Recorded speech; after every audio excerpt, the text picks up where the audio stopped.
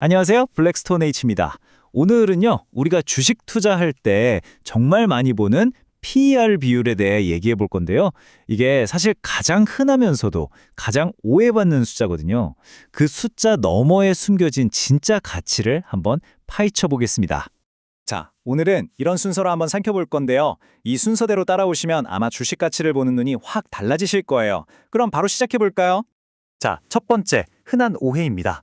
우리가 보통 PBR 낮은 주식이 좋은 주식이다, 이런 말 많이 듣잖아요. 저도 정말 많이 들었는데요. 과연 이게 그렇게 간단한 문제일까요? 네, 맞아요. 바로 그게 핵심 질문이면서 동시에 가장 큰 오해이기도 합니다. 결론부터 말씀드리면 단순히 PU 비율이 낮다고 해서 좋은 주식이라고 말할 수는 없어요. 사실 그것만으로는 거의 아무것도 알 수 없다고 봐도 무방합니다. 아니, 왜 그럴까요? 그 이유를 알려면요. 도대체 기업의 가치라는 게 어디서 오는지 그 근원을 파고들어야 합니다. 모든 수익의 원천 한번 같이 따라가 보시죠. 결국 모든 가치는 이 총 주주 수익률, 그러니까 TSR에서 시작됩니다. 총 주주 수익률이라? 말 그대로 투자자가 최종적으로 손에 쥐게 되는 모든 수익을 뜻하는 거겠죠? 네, 정확합니다. 이걸 좀 뜯어보면 크게 두 가지로 나눌 수 있어요. 하나만 배당처럼 내 주머니에 실제로 들어오는 현금. 그리고 또 하나는 뭐니 해도 주가가 오르는 것, 바로 주가 상승분입니다.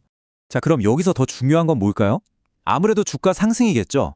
그럼 이 주가는 도대체 왜 오르는 걸까요? 그 동력이 궁금해지네요. 주가 상승의 핵심 동력, 이것도 딱 두 가지로 정리할 수 있습니다. 첫째, 당연히 회사가 돈을 잘 벌어야겠죠. 바로 이익 성장입니다. 그리고 둘째, 시장이 그 이익에 대해서 얼마나 높은 가치를 쳐주느냐, 즉 P 멀티플이 변하는 겁니다. 여기 이 공식을 보시면 더 명확해지는데요. 자, 여기서 정말 중요한 포인트가 나옵니다. PER은 그냥 딱 정해진 숫자가 아니라는 거예요. 이 공식을 보면 아시겠지만 배당 성향, 성장률, 그리고 기대 수익률 같은 이런 펀더멘털 요소들이 모여서 만들어지는 결과값이라는 거죠. 원인이 아니라 결과라는 점, 이게 핵심입니다. 자, 방금 성장이 정말 중요하다고 말씀드렸잖아요. 그럼 이런 질문이 생기죠. 아니, 그럼 회사가 어떻게 해야 꾸준히 그리고 수익성 좋게 성장할 수 있는 건데? 그 성장의 진짜 엔진, 그 심장이 바로 ROIC, 즉 투자자본 수익률입니다. 쉽게 말해서 회사가 가진 돈으로 얼마나 잠사를 잘하냐, 얼마나 효율적으로 이익을 뽑아내냐를 보여주는 지표예요. 이 ROIC가 높아야만 퀄리티 좋은 성장을 계속 만들어낼 수 있는, 뭐랄까, 성장의 연료라고 할 수 있겠죠. 자, 이 표를 한번 보세요. 맥킨지에서 나온 데이터인데 정말 흥미롭습니다. 여기 바이오테크 산업이랑 유틸리티 산업을 한번 비교해 볼까요?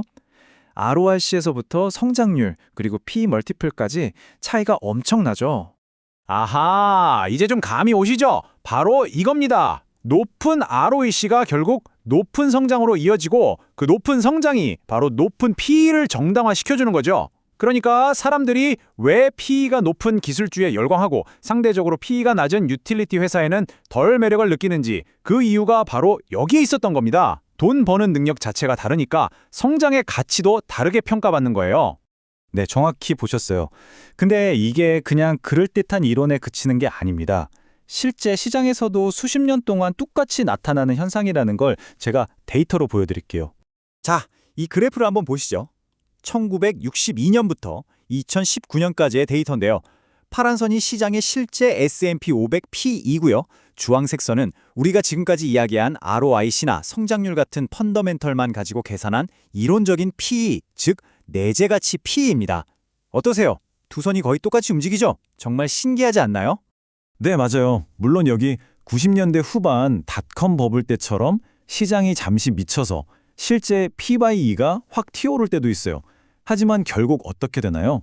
시간이 지나면 귀신같이 이 펀더멘털 가치로 다시 돌아오잖아요. 시장은 장기적으로는 이 펀더멘털의 힘을 거스를 수 없다는 뜻입니다. 바로 그겁니다. 그게 핵심이에요.